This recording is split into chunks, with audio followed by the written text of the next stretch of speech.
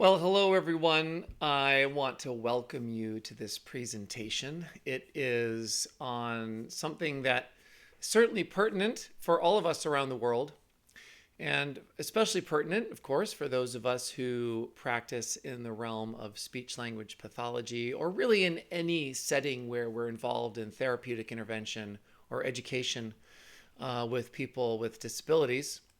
My name is Chris Gibbons, and I'm going to spend the next little bit talking about this subject with you, not just as a reflective moment. It is certainly a reflective moment and has been really for the last 9, 10 months now, and will continue to be as we figure out what we're going to do into the future.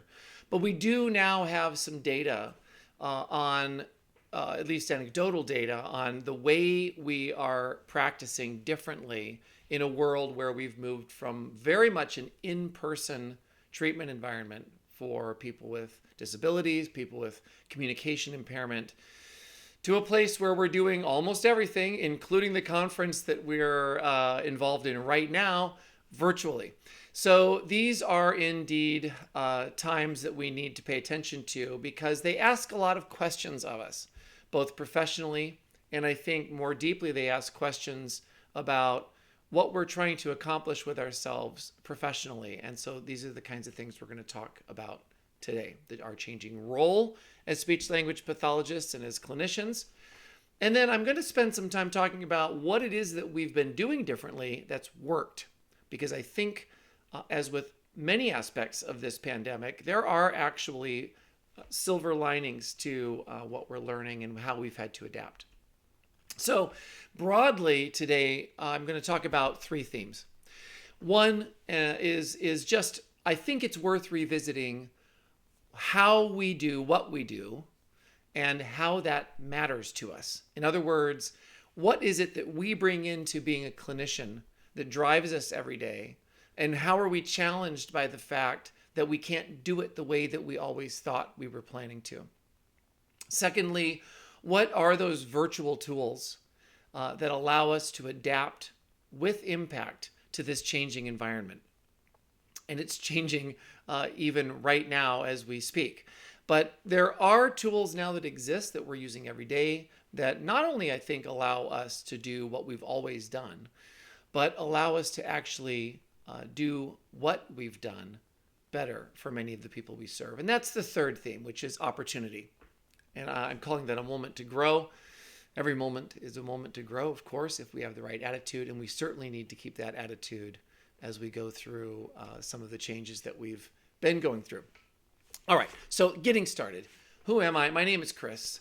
I've been working in assistive technology as a speech language pathologist, as a clinician, a researcher, educator at university. I've worked in industry, which is where I sit right now. I've worked as a policy specialist and an advocate for people with disabilities. Currently, I work with SmartBox Assistive Technology, and then the rest of my life, or we should reverse that, the rest of my life is really as a dad and a husband and with dogs and cats and chickens. This particular dog is Posey that you're looking at here. She is one of the best dogs I think we've ever had. She's pretty amazing. But the reason I put her photo here is because we're talking about speech language pathology, and this particular dog has, I think, the longest tongue of any dog I've ever been around. And it just amazes me. It's rather fascinating when I take her out and about and she gets tired. And anyways, as a speech language pathologist, we should note these things. Great dog, great companion. I have worked mostly in the area of assistive technology and alternative and augmentative communication. So clinical examples that I give today are going to come from that background. So just recognize that. Here's kind of a very unflattering photo of me when I was working at Oregon Health and Science University. And we were researching the use of a brain-computer interface with people who were functionally locked in. So it's quite a contraption, but the focus is assistive technology, and that's really what I've been doing the last 20 years or so. I live in the most western part of the United States of America, and you can see there I've highlighted the city of Oregon, at the state of Oregon. At the very top of that state is a city called Portland, and we live in the Portland, Oregon metro region. And you can see in this photo that myself and family members are smiling broadly under our masks, as we should be. Okay, so what are we going to talk about today? This agenda that I've put together tries to go through the themes that I brought up earlier. So what does it mean to be an SLP? Why do we do what we do? What is it that brings us every day into our work environment, or in this case, brings us to our desk to work with the people that we do? And then what does the meaning that underwrites that motivation do in the face of a pandemic when we suddenly have to move into a virtual realm? Secondly, I want to discuss what the tools are that people are using clinically these days that are working quite well. That includes kind of a checklist of things to go through to make it easier, and that speech language pathologists continue to cite as being really good tools for accomplishing what they need to in a virtual world, and what some of those intervention techniques are. What is our role in a virtual versus an in-person environment? And what does that mean as we think about changing our service model, or the focus of our service model, to continue to serve people the best that we possibly can, but we can't be there in the room with them? And then finally, what does all of this mean in terms of the implications for the future of speech language pathology? We're not going to be doing virtual therapy forever, but it could be that this moment that we're in is forever changing how we work with people. And I, for one, hope that it does. And I'm hoping that by the end of this conversation today, you'll understand why I think that way. All right, so let's think for a minute about what it means to be a speech language pathologist. And I've put in here 3 different ways to kind of look at this. One, to start with, is what's the motivation? And for so many of us, when I talk to people around the country, it is that there is a personal connection with the people that we serve. We are literally thinking about their life. I know that for me, when I work clinically and I have an evaluation going on, I will challenge the parents, particularly of a young person, and say, what is the 10-year plan for this person? Who do we want them to be? They're 8 years old now. Who do we want them to be when they're 18? And if they're a person, at least in my world, where we're talking about augmentative communication, they may not be using natural speech to communicate. What dreams do we have for them? What kind of work would we like them to engage in? Do we want them to go further with their education? Are they going to be living independently at some point? If not, how is that going to happen? But it's that personal connection to the story of their lives that we care about. And all of these other things that I list below that fall out of that notion of personal connection, impact of positive change for someone, the satisfaction of creating that path forward, a fascination, a philosophical fascination with the art of communication, and how people who struggle with that can recapture that art and derive joy from participating in it. Understanding that people are who they are because of what they practice. This is a big part of what we do. I love the often used quote these days of practice makes permanent. And so much of what we engage in a therapeutic environment is creating a context for the kind of practice that will result in permanent behavior changes. We're constantly being challenged, and there's a joy of that person-to-person interaction that we can have with people. Okay, so then what is our method and approach? We take science. This is the second of the 3 aspects of being an SLP, our method. We take science and theory that we learn about in grad school, and we tool that in a way where we can apply that with clinical best practice. That takes a tremendous amount of perspective taking, which is empathy, which is joyful in and of itself. We grow from that. We create and organize that path I was referencing earlier. We explain how things work to make things better. And when we know that people understand how something works, we know that they'll do better at making those necessary changes. I know that in language therapy, one of the things we talk about frequently is there's now empirical research showing that when we explain why we put in English an S on the end of a word to create plural, to make more of something, to explain how there's more of something. Instead of just a horse, there are horses. Or instead of balloon, there are balloons. That people really get it. These kids, kind of the light bulb goes on. That is an explicit understanding because we've explained it. We are opportunity creators, and we have a constant evolving field of knowledge. So finally, I guess, these are all things, again, that are part of our method and approach, but it's working closely with people, literally hand in hand. And this kind of connection, which is a physical connection in many ways, that we share space with people. Dare I say, we're breathing the same air in the world of COVID. An interesting statement. But that is what gives us joy and satisfaction as clinicians. Personal connection is integral.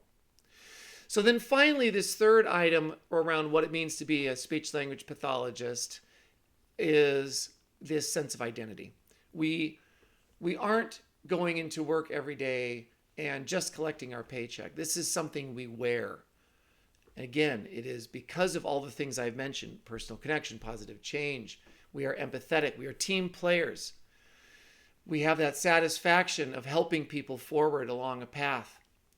I've never known a speech pathologist who doesn't have a bit of a philosopher as part of what they do, because being empathetic means you start thinking about what makes other people tick, which means that we try to discover how we tick.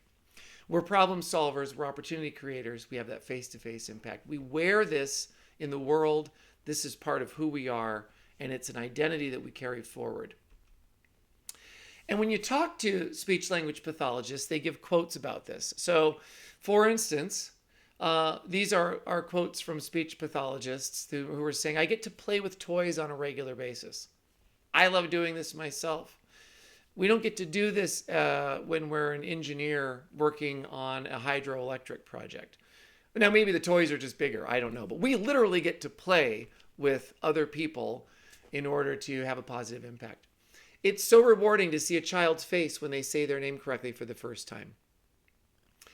I feel like I'll never stop learning. I get to collaborate with other professionals. We're never in a silo as professionals in speech pathology. Get to combine medical knowledge and education. We have flexibility because we can do so many different things with our profession. Thinking on my feet, coming up with new ideas on the spot." And then I love this last quote, which says, "I laugh every day." And that is testament to the joy that we get from being with people and making a positive difference. So we share this identity as SLPs to change lives, person by person, with in-person therapy. It's why so many of us got into this field in the first place. And we take what we've learned, we apply it to someone else's life. We try to improve what's going on in their lives, and in turn, we grow from that, and it improves our life. So it's very much a give and take, and we reflect that in the world. So the challenge then has been, in the last 8 months, we've been told that we can do this with virtual therapy. Many of us have been doing it. There is mixed success in many ways. There is a high level success in others. We're going to concentrate on both. But my argument is that if we rotate our influence in the context of our therapy goals, we will find success. And I think this will make more sense as we go through some of the tools that we're going to talk about soon. All right, so first of all, we have to adopt changing expectations in order to achieve what we want to with virtual therapy as it compares to in-person. Number one, it is important to recognize, though this pandemic is new to us, though working primarily remotely is new to us, virtual therapy isn't new. We've been doing it for years. Not all of us have been doing it. It's been around for years. We just haven't really reconceptualized our field and figured out a way to have the greatest impact with what we do every day in the context of remote or virtual therapy. Our goals, number two, our goals for therapy do not need to change. We can still have the same language goals for a kid. We can have the same articulation goals. We can have the same goals for them to succeed in specific ways using a communication system. But how we achieve those goals must change. Third, the expectation that just because it's virtual and we're on camera means that we shouldn't ever have a bad session is false. Bad sessions have always happened, and they will continue to happen. And we will mess up just like we do when we're in a room with a kid, or we're doing home health, or we're in a school with a person and things don't quite go the way we want to. We're disappointed. We don't seem to mind as much then, but we have this concept that because it's virtual, we're not allowed to make mistakes. Please be allowed to make mistakes. 4, prepare differently. I'm going to talk a lot about that very soon. 5, involve collaborators differently. We have the ability through all these different platforms that we use every day now to involve many, many different collaborators, and in many ways more seamlessly than we have before.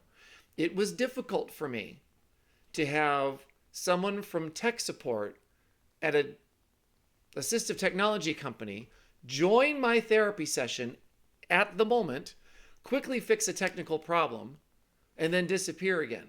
But I can do all of that now in a virtual therapy environment. I can bring in an occupational therapist for 10 minutes of my session, or consult quickly with a classroom teacher, or the uncle of the person I'm working with, or spouse who's at work who comes into the session virtually just for a critical period of time to make sure that their husband or wife is learning or is being supported in the kind of communication that I'm trying to reinforce in my session. They can jump in virtually and jump out again. We could never do that before. We had to actually use calendars, make special arrangements, and then plan to drive somewhere. Don't have to do that anymore. 6, listen to the home environment in ways that we've never been able to.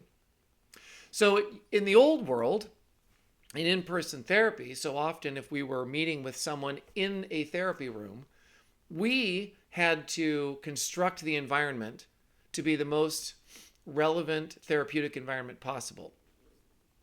Now, sometimes there's great advantage to this because we can eliminate distraction, we can focus in. But now one of the things we've talked about forever is, then how do you translate that into the home environment?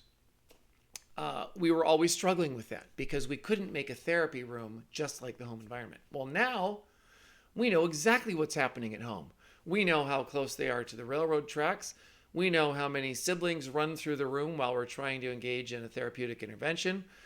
We understand better how their parents, if it's a kid, manages them as a person and how better to react to that.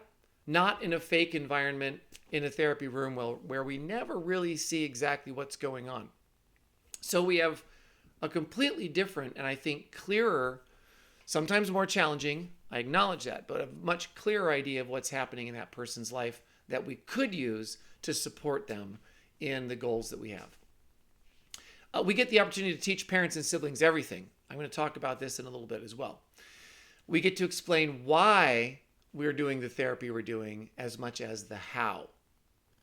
And this is a different expectation entirely. We can explore new therapy and reinforcement techniques that we have not had the opportunity before because we can bring in visual supports and video supports and use some technologies that I'll talk about in a few minutes that you simply can't do in person. And the 10th changing expectation that I'm concentrating on is that we can still encourage, we can still have fun, we can still very much enjoy a personal connection with an individual through a virtual therapy environment. It just means that it's going to happen differently than when we're right there in the room and when we are literally within arm's length of them. But it's critical in my mind that we absorb these changing expectations and apply them. All right. So now we might say, okay, I've ingested those expectations. I've made every attempt to change how I'm setting things up. So now how do I do that differently in a virtual world versus in person? What are the steps that I need to take to get there? All right, the first thing, and I've made some lists here, so you're going to have to bear with me while I go through. There's a couple slides of these lists, but I think they're critically important.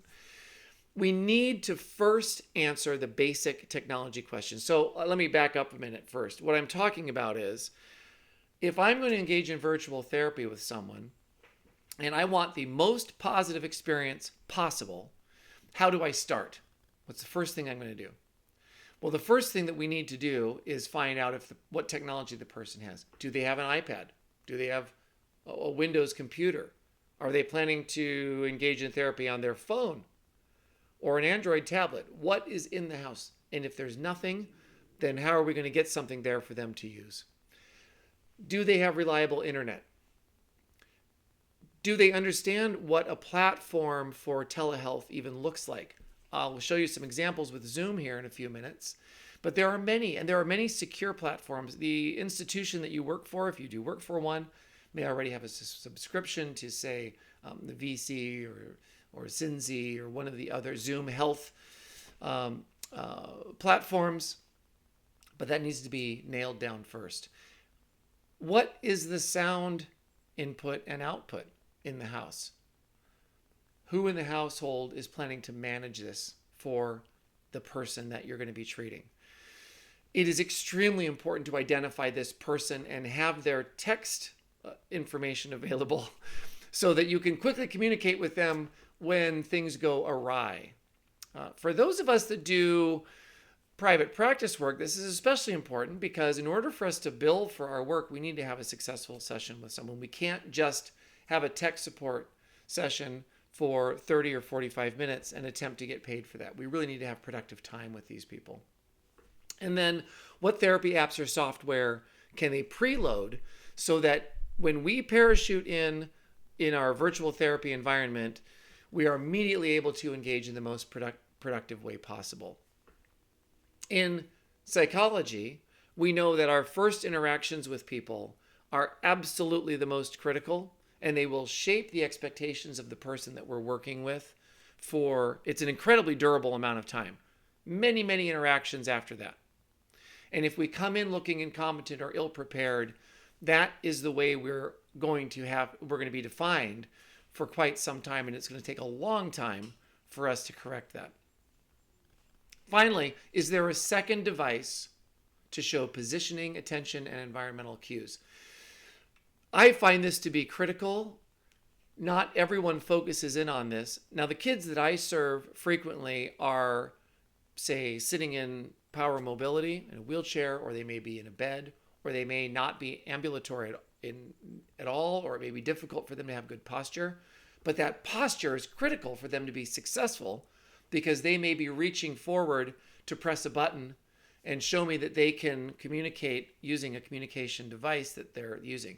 So if I can have a second screen that shows me their posture in their chair so that I know whether or not they are slouching or leaning over or too far away from the communication system they're working on so that they don't have good access to it with their eyes, or they can't hit their switch if they're using a head switch or whatever. Very, very important. Breath support, if you're dealing with a person for voice therapy, would be important for positioning as well. And it also gives us a clue as to what environment they're in the home. And I think it's very important for us to be very aware of that so that we can adapt our intervention to the home environment. Now, how do we get that information? This is all part of being prepared. We email a clear, short template requesting technology information that I just lined out. We could do a pre-visit questionnaire. We could do a phone call if we have time to do that. It's likely not going to be billable time. Or we could use an online Google Doc. There are many of these available. If you search for blog resources to this end, you can find many of these little templates that you could have on Google Docs and the family could fill out before you ever engage with them in a first session. So what we want is when we reach out that first time to deal with this person in a virtual environment, we want to have all the technology figured out. We don't want to be stumbling through how they're going to connect to the internet or how to share their screen or any of those basics. We want all of that to be dealt with up front, because what we want, if you can conjure back 9 months or so to when we used to walk into a clinical room with our clipboard with a big smile, and we would meet a new client for the first time with that sense of excitement and a little bit of tension and curiosity about this new endeavor that we're going to step through together. That's the impression that we want to give, not just this kind of disorganized person who is showing up and trying to put things together for them. All right. So again, we want to know these different expectations for what the interaction is going to entail. And these really flow from that initial part of figuring out the technology. How is the person going to be positioned? I've mentioned a little bit about that already. Is there a quiet place for them to be? Critical is to prepare parents and caregivers, siblings, any loved ones, partners, for deep interaction in every session. Virtual therapy does not work for 80% of the people with whom you will engage unless there is someone else there who's able to help facilitate the session. Sometimes that is just getting the person in front of the material you're working with. Sometimes it's keeping them on task. Sometimes it's because you're only seeing them once every 2 weeks and they can be working the rest of the time on assignments that you leave for them. We want to find out what that family already does that can support the goals of therapy. And we only find that out if the family or caregivers or loved one or partner can allow us to learn about what those things are. I've said this before, we no longer create the therapy context. We are applying our goals to a natural context. And that is actually a good thing, but it means that we can't do that in isolation. Everyone has to be involved, and it's fun.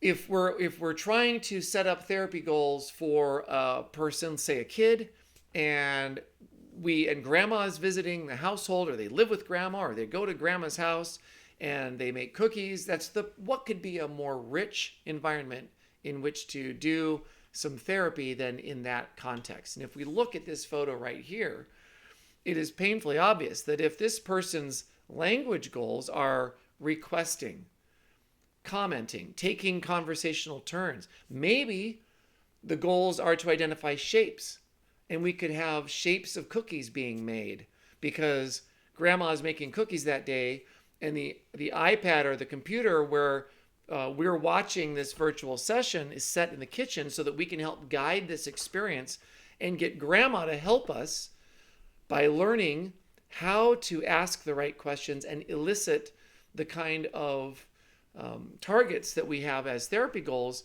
We're really getting down the road much further than we ever could if this kid, was meeting us in a sterile clinic room and we were bringing out plastic toys and shapes that they were supposed to identify. So we need to teach the environment. So I'm going to give an example of how this might be done. So I'm going to use the example of, say, modeling. A lot of families that I deal with don't actually know what modeling means. I mean, they understand it from Vogue magazine, but they don't understand what it means to provide an instance of modeling to try to stimulate a person to do something differently than they normally do it. Remember, humans learn by watching, and we teach explicitly. I gave the example of morphology earlier by showing how to add a plural in English by using a letter S on the end of the word. Modeling is one of the best ways that we can teach, especially when we teach everyone else to model in line with what our goals are. So what I'll say frequently is I'll say, all right, this is when the parents are there. Modeling is when I show how to say words, for me, using a communication device. Modeling is when I show how to say words using this communication device the way I want Joey to use this communication device. And then that gives them permission, first of all, to use the communication system, the same one that Joey is using. And it gives them a simple explanation that if I teach by showing exactly the way I want Joey to learn, to use it that Joey will watch and learn too. We then have a chance to give the family practice. I literally have the family practice with me, and I'm going to show you how to do this in a few minutes using Zoom as an example.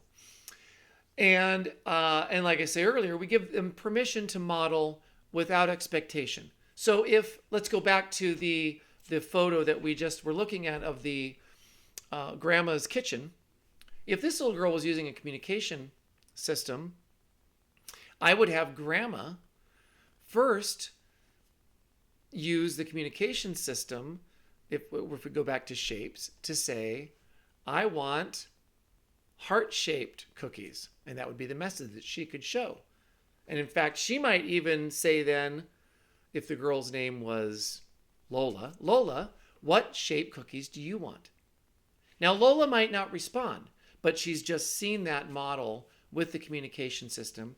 I've shown grandma how to use it virtually, and now grandma is doing the work that we want, even in the most natural context possible. And we don't expect grandma to always get the perfect answer, but she understands that. Teach the family how to expand on what the child does. Elaboration is what we call that clinically.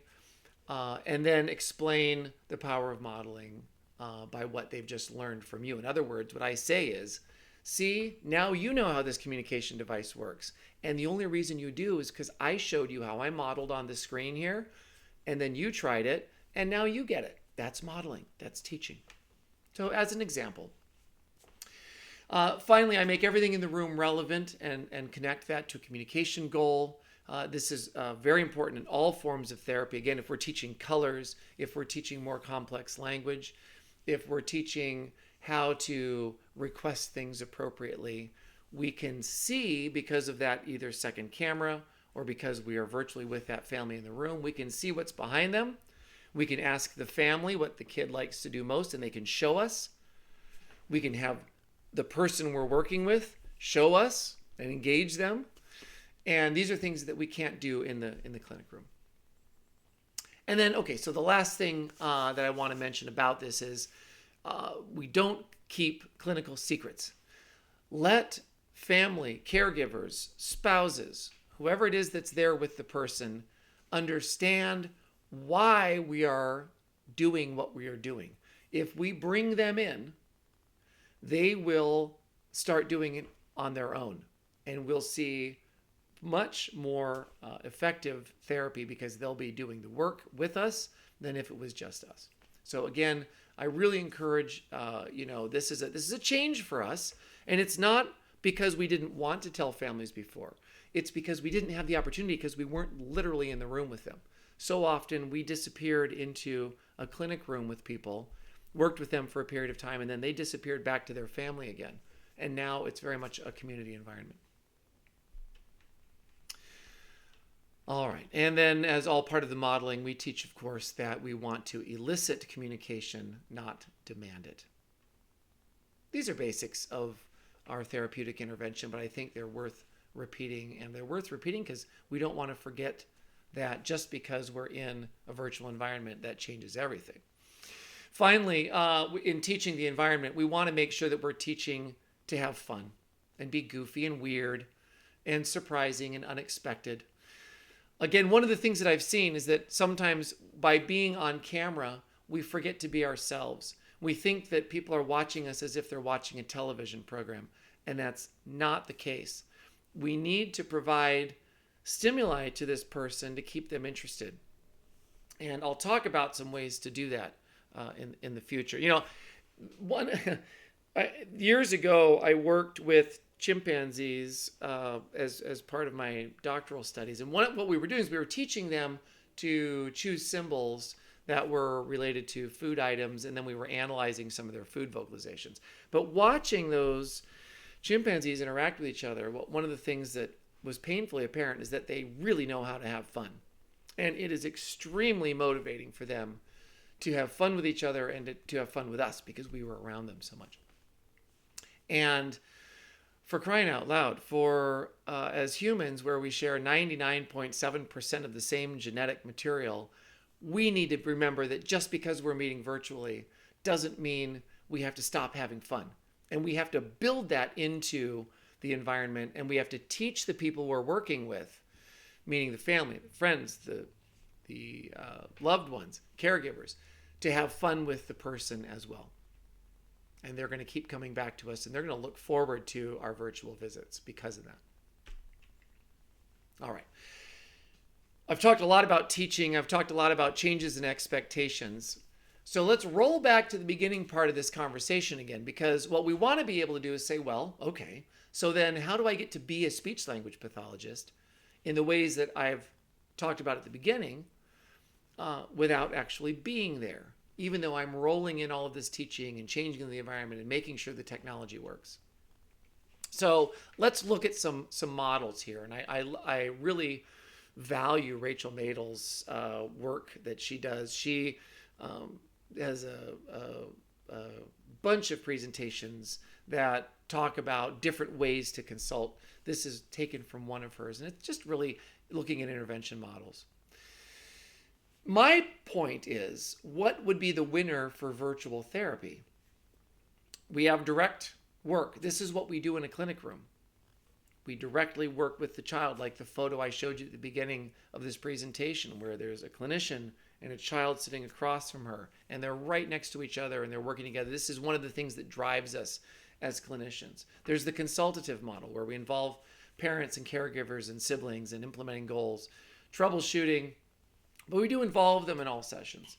And then there's the coaching part, which might be done with the client there. It might be done separately. It might be done in bits and pieces. Remember earlier I said, well, one of the advantages we have with virtual therapy is that we can bring in a spouse for maybe only 10 minutes of the session because they're at work and they're coming in to see the person we're working with who's learning a communication system because they've been diagnosed with motor neuron disease and we want their input. There's coaching involved with that also. Or like I say, it could be completely separate from the sessions that we run before or after. I'm a big believer in the hybrid model, that we should be doing all of these things. In fact, I would argue we should always have been doing all of these things, but we haven't always had the opportunity to, and we haven't always set up the expectation to, which is why I focused so much on expectations earlier, those 10 points that I feel are so important. Okay then, so what are some of the tools that we're using now in virtual therapy that are different than what we've used in the past and really are enabling us to interact with people on a level that is far more productive than what we might initially think? So first of all, use screen mirroring. I'm sure most of us, if not all of us, are very aware of that now, but it allows us to use our screen, whether that's Zoom, GoToMeeting, whether we're using Teams, Skype, FaceTime, whatever it is that we're using, we can share a screen or mirror a screen in order for us to highlight the things we want to with our clinical tools.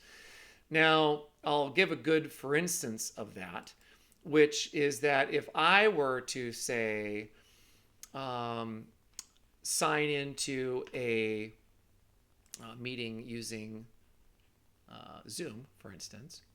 And so I'm gonna do that now. And when I'm fully signed in here, I'm gonna share my screen. And the screen I'm gonna share, as you can see here, is going to be of the grid software, communication software, because I want the people that I'm working with to understand better the kind of communication strategy that I'm putting forward. And in this case, let's just pretend for a minute. We'll make up a case. So let's just say that it's a kid. They're 8 years old. They've not had much experience with using augmentative communication. The family has no experience with using augmentative communication. And I have prescribed this software or communication device, and it happens to be Grid. Now, I'm using Grid because I work for SmartBox, full disclosure. And SmartBox is the company that makes Grid. So I'm using that comfortably because I don't want to step on anyone's toes. But realize I'm now sharing my screen. So now in this case, um, I can come across and I can talk to the family and I can say, well, what we're learning today is about this strategy we're going to use called supercore. And with your we'll say it's a daughter, your 8-year-old daughter, we're going to be using some of these 12 button or 12 cell activities that have to do with play. So they're seeing this on their screen. And why don't we use bubbles as an example? Now, one of the things that I'm able to do with Zoom and with many of these, and the reason I'm showing you this isn't to explain how to mirror your screen, because I'm assuming you all know how to do that, but I'm emphasizing that our ability to use built-in tools like annotate allows us to be much more effective with what we're doing. I'll use an example. I might want to use the spotlight function in Zoom to make what I'm talking about more apparent. So let's just pretend that our goals for initial therapy with this kiddo is to use some core language.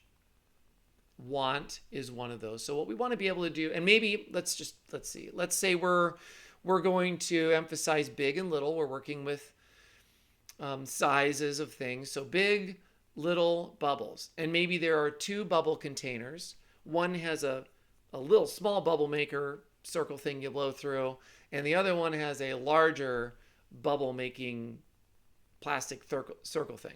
So this allows me to highlight these 4 buttons that I'm going to concentrate on. I want big or little bubbles, and that's going to be our goals for the week. And the family might be saying, all right, well, well then in what order? What if she always just wants to hit bubbles? And I'll say, well, so what you're going to do is you're going to model for her. And here, I'll show you. I'm going to highlight the cells we're targeting. And it's going to be I want.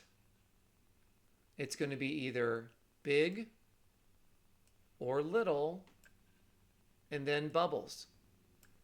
And in fact, I'm going to make this even more clear for the family because I'm going to use the text feature. And I'm going to say, first, this is number 1 you're going to hit. And then this over here will be the second thing. First, we're going to concentrate on big bubble because that's the container we have first. And this will be the third item that you're going to hit. So what I'm doing now is I'm just showing the family. Now the person there who's going to be using this communication system is watching. So they're watching me model this. They're watching all this emphasis on all of these buttons that I'm highlighting and typing in, which is all kind of very interesting, by the way, for most kids when they're just watching a screen and magically these items are appearing and the cursor is moving around. But it's also very clear and instructive and simple for the family to get a feel for what I'm wanting them to do as a clinician. And then I can have them try that on their own device, and which with my second screen I could be watching. And then when I'm done with this, I can say, all right, I'm going to clear my drawings, and now we're just back to this set of buttons here. Now, one of the things I can also do, and many softwares allow, by the way, is I might go up here in grid.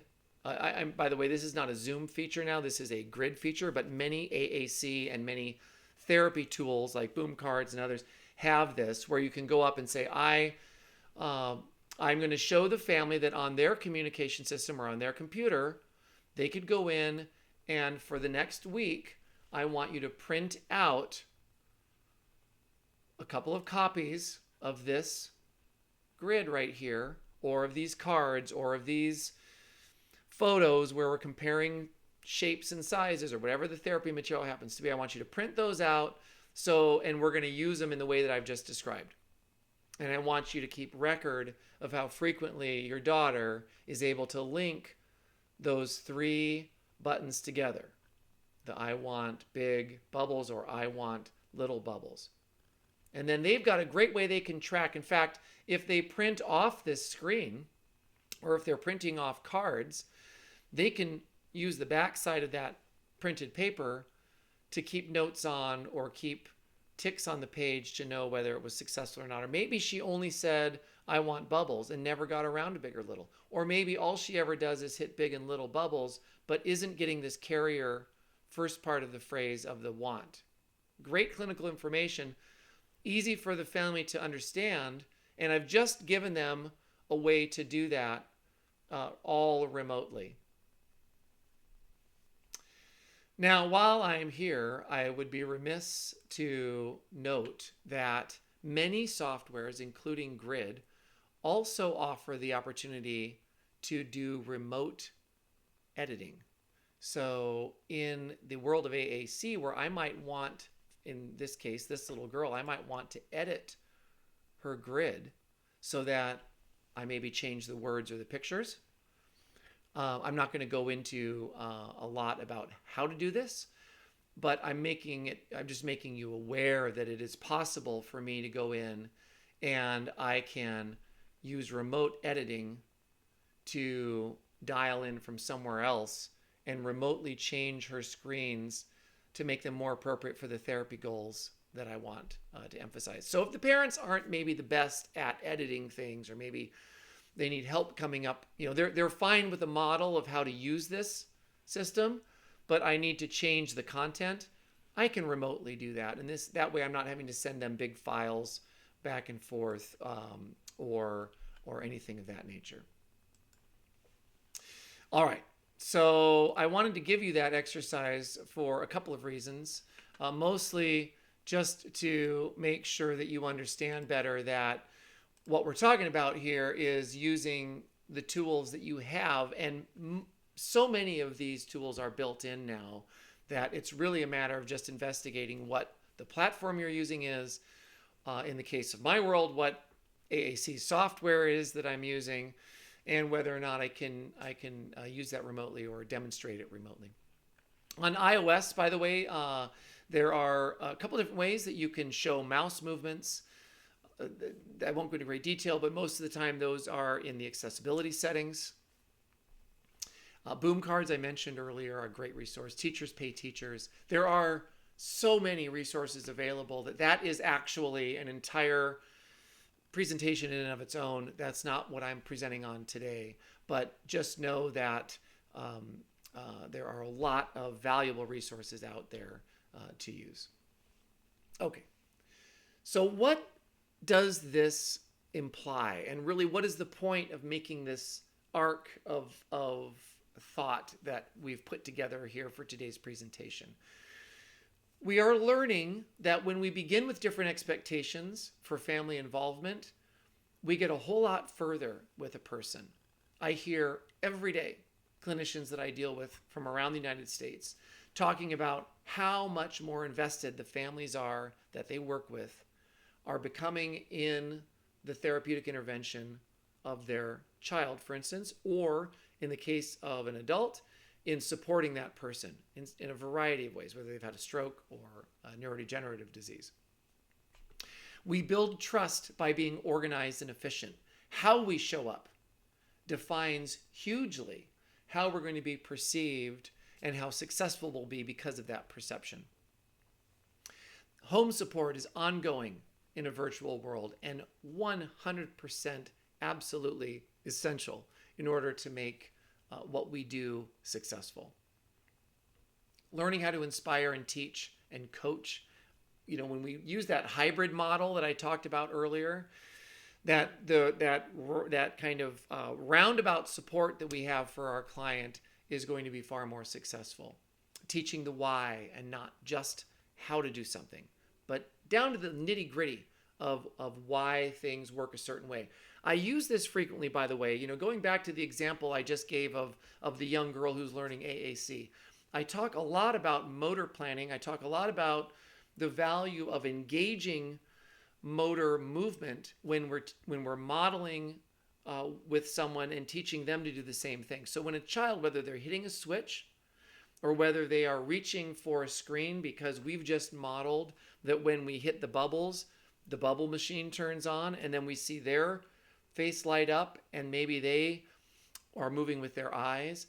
But when their motor strip is activated and they're sending all that neural energy and intention, motivation to do something, they're kind of pulling in horsepower neurologically that is going to start making memories, meaning that they're going to be firing those neuronal pathways over and over again that are meaningful, that take them to an end result, and that and that when a family understands to that level why we model and why we try to inspire the child to do things on their own and to not reach over and hit the button for them after we've modeled, we do it on our own.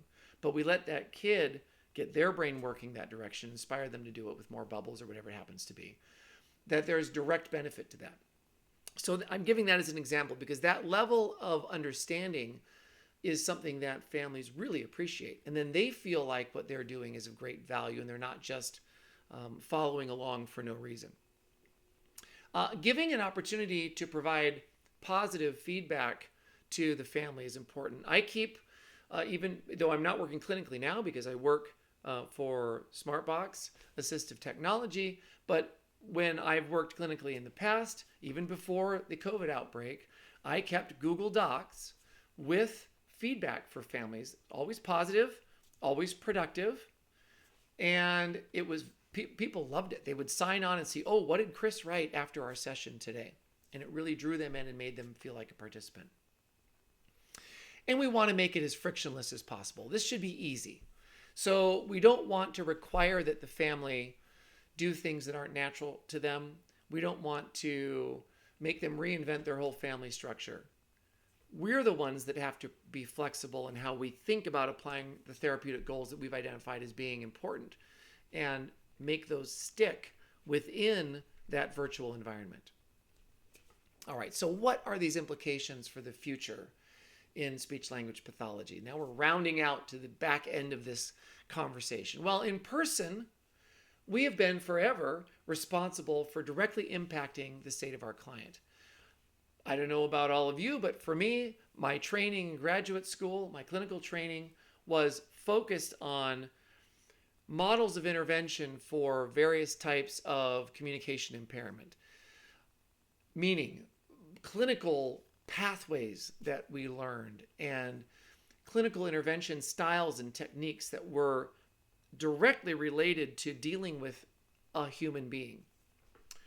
And I mean that in a direct way, with them in a room, person to person.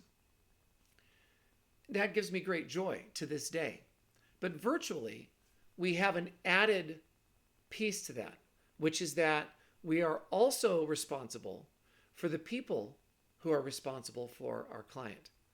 And in fact, I would argue, again, hearkening back to that hybrid model I referenced earlier, that we are better off for it. And if we split our time between the two, whether our goals are articulation-based, whether they are language-based, whether they are teaching pragmatic skills, what better way to teach pragmatic skills than to involve the entire family? But this is a whole, not only is this now a part of the philosophical underpinning of how we're going to approach our work, but it is a very welcome addition to our toolbox because now we can. It's a lot harder to bring the whole family in and understand how that family works on a day-to-day basis when we only see them in a therapy room. Now we see them in their home with their family, literally in their house. We hear when the train rushes by the window on the outside, and we get to react to that just like they do every single day. Which is why I say, wait, isn't this what we've always wanted? And yes, it is. And we have to absorb the tense, admittedly tense, but excitement that comes along with this. Because as I said earlier, we're not going to be doing solely virtual therapy forever. We're going to be transitioning out this as a vaccine comes into the world and as we begin to transition to more and more face-to-face opportunities again to work with the clients that we work with and to practice the way that we love to practice. But we really can't lose what we've gained in this moment, which is the opportunity to learn about how we can do what we do even better. So, implications. Virtual therapy teaches us to be better therapists. And I hope I've convinced you, at least to some degree, that that is absolutely the case. It has taught us to more effectively apply our professional skills and insights by truly treating the environment supporting the person and not always getting mired or stuck in just looking at that person in a vacuum and watching their performance in the clinic room and hoping that it translates into their natural environment. And then by changing the degree to which we engage with and inspire caregiver participation. Of course, all these three things go together, but especially these final two implications that I list here are areas of clinical practice that we've been striving for years, but we haven't had a good excuse to get kicked into the arena to just figure out. And I think we've been given that opportunity. All right, so let's do this. Let's get on with it. I want to thank you sincerely for listening today, for being one of the thousands and thousands of people in the world who are making this moment count and making the world better because we're all in this together.